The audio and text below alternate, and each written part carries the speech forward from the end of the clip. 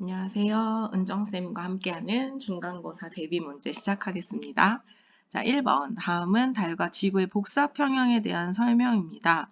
옳게 들어갈 말을 고르면 돼요. 달과 지구는 태양으로부터 흡수를 하죠. 흡수를 하고요. 그 다음 같은 양의 복사 에너지를 방출을 하고 있죠. 그래서 복사 평형을 이루고 있고요. 지구는 대기가 있어서 달보다 높은 온도에서 복사 평형을 이루고 있죠. 그래서 정답은 2번입니다.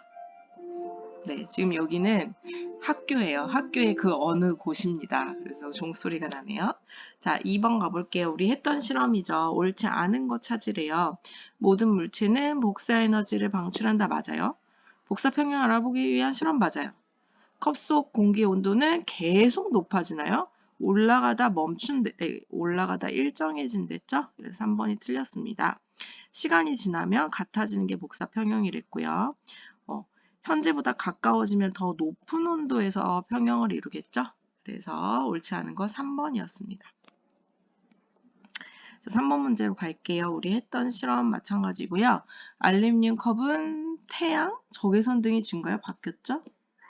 틀렸고요. 복사 평형에 도달한 시간은 15분. 틀렸죠? A 구간에서는 컵이 방출하는 에너지양이랑 흡수하는 에너지양 비교하면 방출하는 에너지양이 많은 거 아니죠. 흡수가 더 많은 거죠. 그래서 이것도 틀렸죠. 흡수가 많아야 온도가 올라가니까요. 그 다음 B 구간에서는 같다. 이게 맞았네요. 복사 평형 구간이니까요. 그리고 거리가 멀어지면 오히려 낮은 온도로 바뀌죠. 그래서 3번은 4번. 자, 4번 문제 볼게요. 복사 에너지에 대한 설명으로 옳지 않은 것은 보겠습니다. 지구가 방출하는 복사 에너지를 지구 복사 에너지 맞아요. 중간 물질, 매질의 도움 없이 직접 전달된다 맞고요. 얼음과 같은 물체라도 어쨌든 온도가 해당하는 복사 에너지를 방출하고 있기 때문에 이건 아니죠. 그리고 온도가 높은 물체일수록 많이 방출하는 거 맞아요.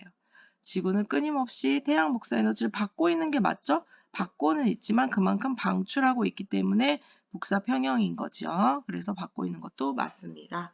4번은 3번이에요. 자, 5번. 연평균 기온이 일정하다. 요거 복사 평형 얘기하는 것 같아요. 복사 평형. 자, 이러한 현상은 복사 평형이라고 하죠. 지금 뭐 대기의 효과 이런 거 얘기한 거 아니잖아요. 그래서 복사 평형. 그 다음 출입하는 복사 에너지 설명. 자, 물질 도움 없이 아까 말했죠. 복사 에너지 맞고요. 태양이 방출하는 거 태양 복사 에너지 맞고요. 지구 복사 에너지는 온도가 있으면 그거에 맞춰서 나오는 거니까 대기가 없어도 있겠죠. 그래서 틀린 거 3번이고요. 지구는 흡수한 태양 복사 에너지 양만큼 지구 복사 에너지를 방출하는 거 지금 복사 평형이니까 맞죠? 그 다음 지구 대기는 일부를 반사하기도 한다. 30% 반사한다고 했습니다. 7번 평균 온도가 차이 나는 이유는 대기 때문이라고 했죠. 자, 지금 이렇게 스티로폼 상자에 햇빛이 비치는 곳에 놨는데 하나는 유리판을 덮어놨대요. 자, 옳지 않은 것은 물어봤습니다. A의 온도는 높아지다가 일정해지는 거 맞죠? 어쨌든 둘 다 평형은 이룰 거예요. 근데 A는 대기가 없는 상태, B는 대기가 있는 상태. 맞죠? 지금 뚜껑을 닫아놔서 뭔가 안에 가둬놓은 게 있습니다. 온실 효과 일어나는 거 맞습니다. 이 대기의 역할을 해주겠죠. 그 다음 복사평형을 이루는 온도는 대기가 있는 쪽이 더 높겠죠? 그래서 계속 높아지는 게 아니라 어쨌든 둘 다 평형을 이루긴 할 거예요. 좀 더 높은 온도에서 평형이 있다는 차이점만 있고요. 선생님 목소리가 계속 갈라져서 미안해요. 왜 목소리가 이래질까요? 자, 9번 가볼게요. 이 세 가지의 공통점은 온실 기체죠? 온실 효과를 일으킨다. 자, 우리 교과서에 나왔던 거 합쳐놓은 그래프네요. 기체의 농도랑 기온이 올라가고 있는 기온 편차네요. 편차. 네, 이에 대한 설명을 옳지 않은 것은 우리 교과서에서 봤듯이 A 기체는 이산화탄소이다. 맞죠? 아이고 지워주려고 그랬는데 네. 다음 평균 기온이 점점 높아지고 있다. 맞죠? 뭔가 기온 편차가 심해지고 있으니까. 그 다음 화석연료 사용량은 점점 늘었죠. 그래서 이산화탄소 발생량이 증가했죠. 그 다음 온실기체의 증가로 지구온난화 발생한 거 맞고요. 기온 상승하면 해수면 높이가 상승했을 거다. 맞죠? 높이도 상승하고 해수가 팽창도 하고 빙하도 녹고 뭐 이런 여러 가지 현상들 선생님이 수업 시간에 얘기해 줬을 거예요. 자, 다음 문제도 비슷한 문제입니다. 이산화탄소 온실기체 맞고요. 이산화탄소 농도 올라가면 높아지는 거 그래프에서 보여주고 있고 화석연료 사용량 증가 맞고요. 최근에 지구는 높은 온도에서죠. 온도가 올라가고 있으니까 4번이 틀렸습니다. 해수면 높이 상승 맞고요. 자, 12번 온난화에 의해 나타나는 환경의 변화 해수면 상승 맞죠? 이거랑 같이 해수면 팽창도 일어나고 있어요. 빙하가 녹고 해수면 팽창 일어나서 해수면 상승을 가져왔죠. 해수가 팽창해서 면적 좁아지는 거 맞죠? 자꾸 해수면이 올라가니까 면적 좁아진다. 빙하 면적이 넓어지나요? 줄어들고 있죠. 왜냐하면 해수면이 상승하니까 빙하 면적이 줄어드는 효과도 있고요. 빙하가 녹고 있어서도 줄어들고 있고요. 네.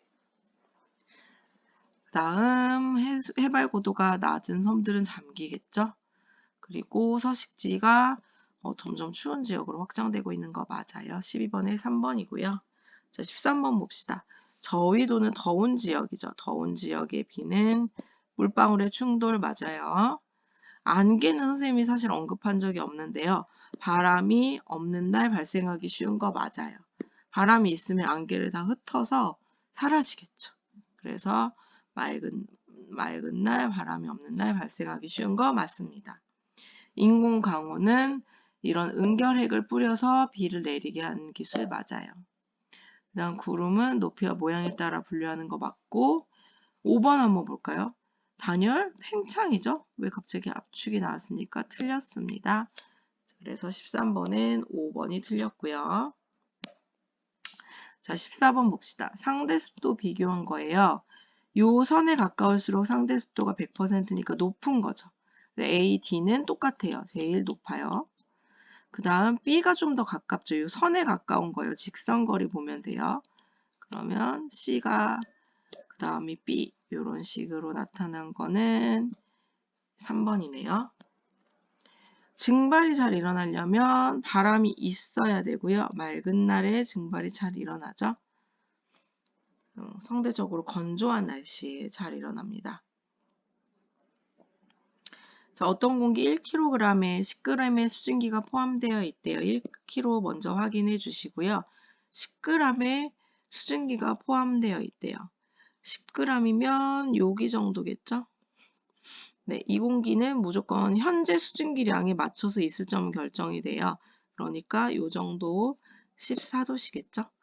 그래서 있을 점은 현재 수증기량, 실제 수증기량이 중요하기 때문에 이 10g을 읽어주면 그게 만나는 요 선의 지점을 찾아주면 돼요. 자, 그리고 17번 A와 B 공기에 있을 점 같다. 네, 얘도 일로 와서 내려갈 거고요. A는 바로 내려갈 거니까 20도로 갔죠. 다음 B와 C의 실제 수증기량은 C는 요거 7.6이고요. B는 14.7이니까 다르죠? 나머지 볼게요. 10도로 냉각시킬 때 응결량은 어쨌든 이렇게 가야 되잖아요. 얘네는 B랑 A는 이만큼의 응결량이 생기는데 C는 응결량이 딱 여기부터 시작하니까 아직 0이죠. 그래서 적은 거 맞아요. 그 다음 A 공기는 이 선에 올라와 있으니까 포화 상태 맞고요. 상대 습도 이 선에서 제일 먼 거는 C 맞죠? 상대 습도는 제일 낮은 거 맞아요. 자, 일반적으로 우리 상대 습도를 얘기한다고 했고요. 습도가 높으면 증발이 잘 안 일어나죠. 포화 상태면 상대 습도가 100% 맞아요. 밀폐대 방안에서 냉각시키면요. 오히려 우리 습도는 포화 수증기량분의 실제 수증기량이잖아요. 곱하기 100. 근데 냉각되는 건 기온이 낮아지는 거잖아요. 기온이 낮아지면 포화 수증기량도 낮아지니까 전체 습도는 올라가겠죠. 4번 틀렸고요. 5번 수증기량이 같아도요. 요 위치가 다 다를 수 있죠.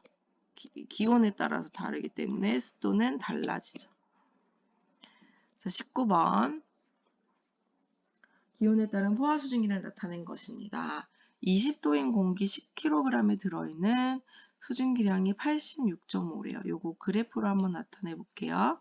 20도. 근데 요거 10kg 완전 함정이에요. 일단 1kg으로 먼저 생각해 줄게요.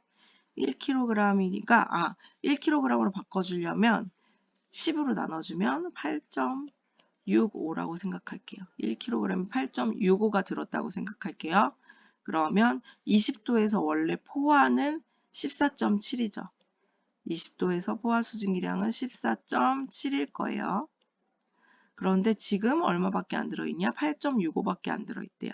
상대 습도는 14.7분의 8.65니까 대략 계산하면 얼마일까요?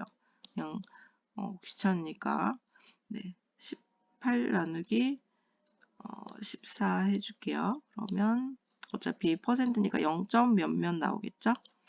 8 그러면 여기에 들어갈 수 있는 건 5 정도 들어가려나요? 70이니까 그럼 요거네요. 다 계산 안 해도 대략 찾을 수 있습니다.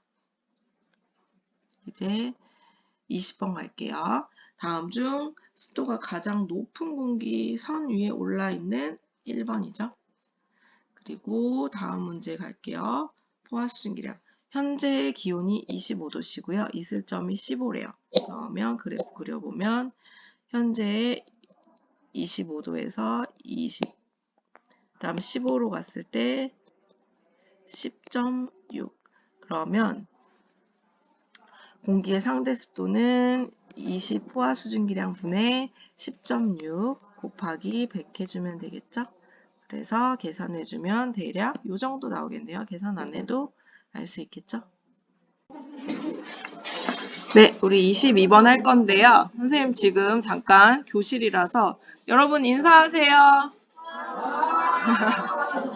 네, 그러면 지금 여기는 몇 반일까요? 퀴즈예요. 네, 댓글창에 퀴즈 남겨주세요. 네, 자 22번 할게요. 시간에 따른 기온과 습도, 이슬점 나타낸 그래프잖아요. 옳은 거 골라봅시다. 1번부터 볼게요. 기온이 높을 때 이슬점은 크게 연관이 없는 것 같죠. 사실 이슬점은 실제 수증기량과 관계 있는 거라서 기온이랑 상관이 없습니다. 다음 2번. 낮보다 밤에 빨래가 더 잘 마른다. 해가 필요하죠. 건조해야 더 잘 마르는 거니까 이거 틀렸고요. 다음 하루 중 변화가 가장 크게 나타나는 거는 지금 딱 봤을 때 기온이 제일 크게 나타나는 거죠. 뭐 습도도 같이 있을 점이 아닙니다. 그 다음 하루 중 습도의 변화가 큰 까닭은 공기 중에 포함된 수증기량의 변화는 이슬점이라고 같이 간다고 했는데 이거 크지 않죠? 기온의 변화 때문이겠죠. 기온 변화. 다음 오후 3시경 습도가 가장 낮은 것은 기온이 높아서 포화 수증기량이 증가하기 때문이다. 맞죠? 5번입니다. 자, 23번 밀폐대 방안에서 난로. 그러면 기온이 높아지죠. 근데 실제 수증기량은 일정해요. 그리고 기온이 높아지면 포화 수증기량은 증가합니다. 그럼 기억 맞고요. 자, 포화 수증기량 증가고 실제 수증기량이 일정하다는 건 있을 점은 변화가 없는 거예요. 그리고 상대 습도는 포화 수증기량 분의 실제 수증기량 곱하기 100이잖아요. 근데 분모가 커지는 거죠. 그럼 상대 습도는 낮아지겠죠. 그래서 이것도 틀렸습니다. 답은 1번이죠. 24번 볼게요. 자, 우리 이런 실험은 하진 않았지만 요 밀폐한 거만 먼저 봐주시고요. 그러면 실제 수증기량은 일정할 거예요. 그리고 온도에 따라서 포화 수증기량이 바뀌잖아요. 가열을 했으니까 온도는 올라가면 포화 수증기량도 올라가겠죠. 포화 수증기량이 오르면 습도는 어떻게 되겠어요? 포화 수증기량 분의 실제 수증기량 곱하기 100인데 실제는 일정하고요.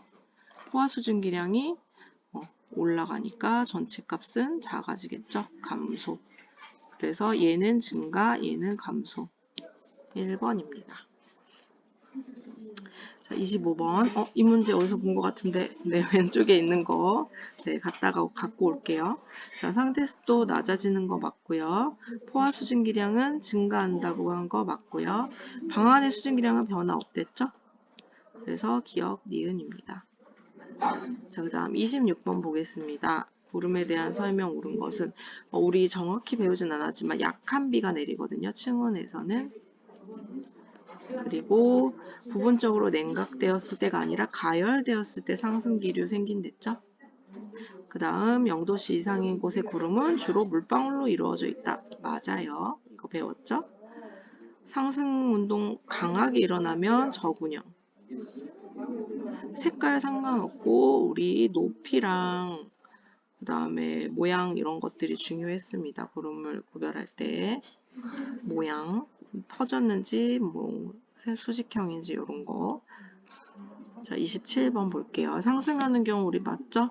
산을 만났을 때, 그 다음 불균등하게 일부만 가열됐을 때, 그 다음 따뜻한 공기와 찬 공기가 만났을 땐 배웠고요. 이 두 개는 우리 안 배웠지만 상승기류는 저기압이거든요.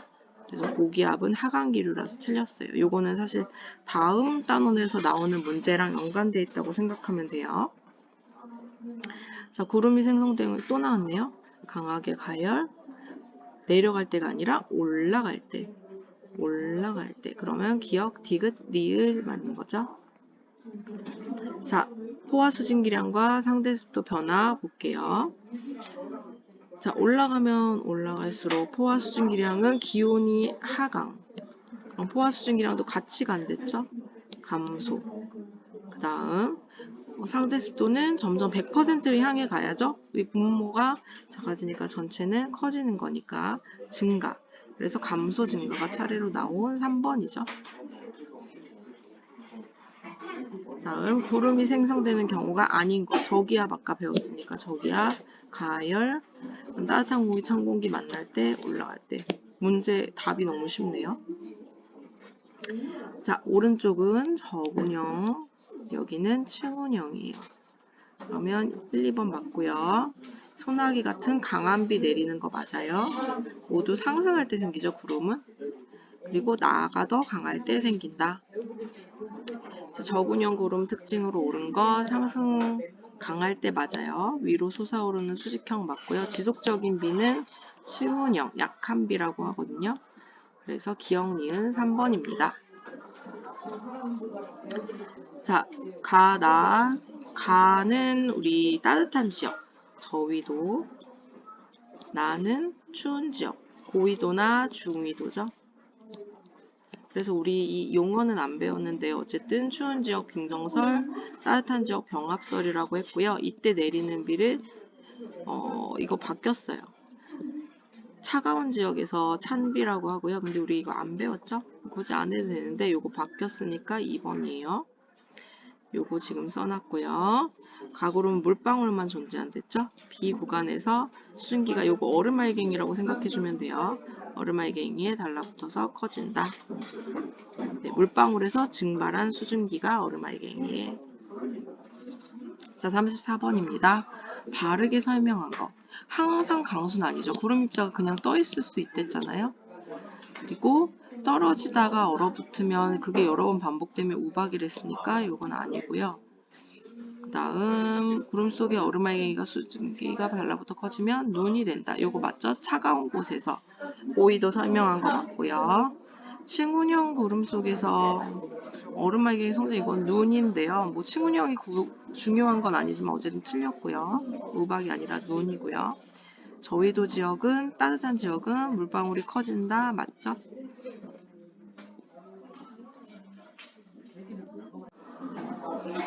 네, 여러분 요거 틀린 거는 선생님 맞다고 표시했네요. 얼어붙으면 눈이 아니라 이런 거는 우박이라고 아까 설명하고서 맞다고 표시했나 선생님이 잠깐 당황했어요. 자, 35번 갈게요. 자, 눈이 만들어지는 과정에 대한 설명. 자, 수증기가 빙정, 얼음알갱이에 달라붙어서 빙정은 당연히 얼음알갱이로 생각해 주세요. 그래서 4번입니다. 네. 얼음말갱이 수증기가 달라붙어서. 자, 강수 2호는 빙정설. 이 용어 엄청 많이 나오는데 사실 우리는 그냥 이 용어는 안 쓸 거예요. 추운 지역 맞고요. H층은 주로 얼음말갱이로 이루어진 거 맞습니다. 다음 요거 맞고요. B층에서 수증기가 얼음말갱이에 달라붙는 거 맞죠? 답은 5번인데요. C층은 물방울만 있어요, 주로. 그래서 요거 말 자체가 틀렸습니다. 더위도에서 비가 내리는 건 우리 물방울의 성장. 네. 얼음말갱이 없어요. 얼음말갱이 없어요. 기억입니다. 네, 모두 수고 많았습니다.